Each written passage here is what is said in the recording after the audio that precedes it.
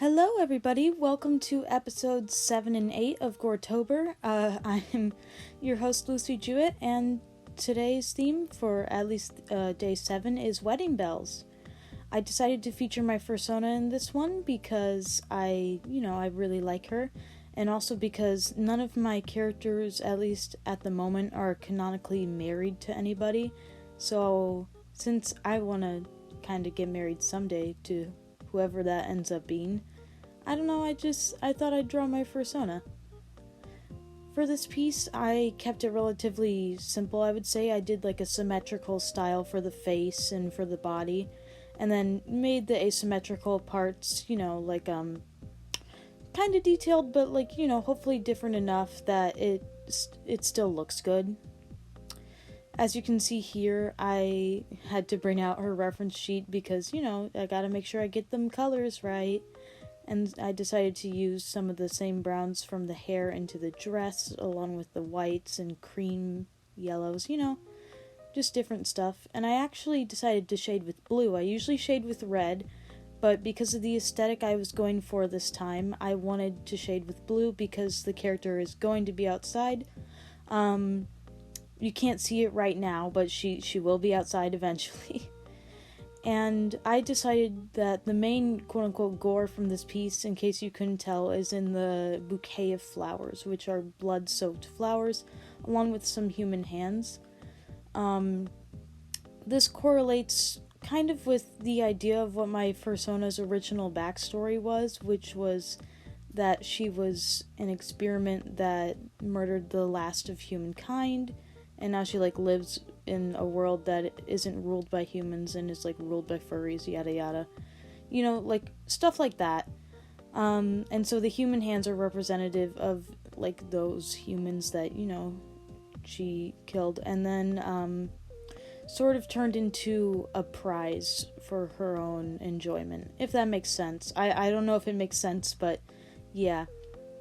Or at least that was her original story. I don't know if I'll end up keeping the whole experiment thing, because while there are hints to it, I don't really know if I'm, I just don't know if that's what I really want to go with for her.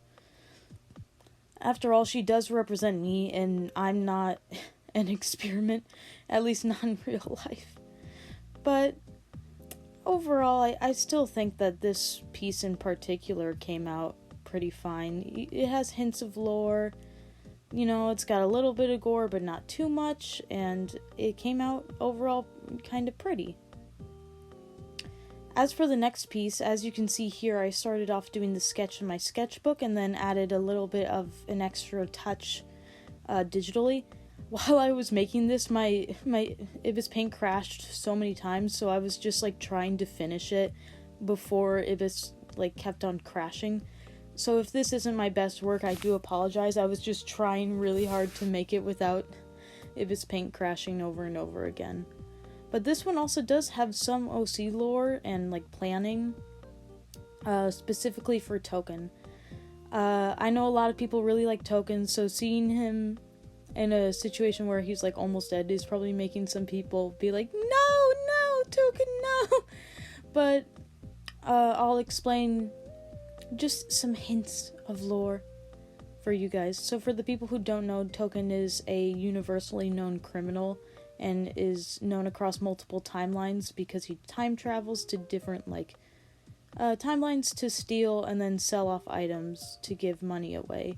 He's basically a time traveling Robin Hood, if that makes sense. He takes money from the rich and gives it to the poor. Token has many, many crimes that he has committed, and so because of that, a lot of people don't really want him to be alive.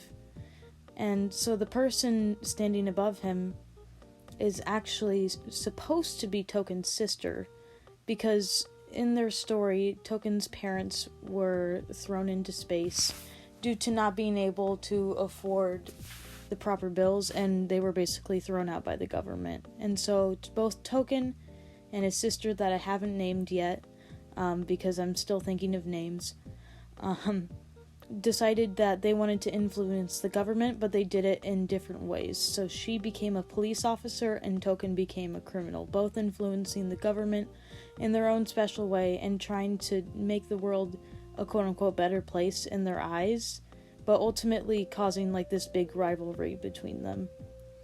They end up meeting after a couple years, and this rivalry still goes on, even though Token's like happy just to see that his sister is alive, because he's like, oh my gosh, I literally thought you were dead.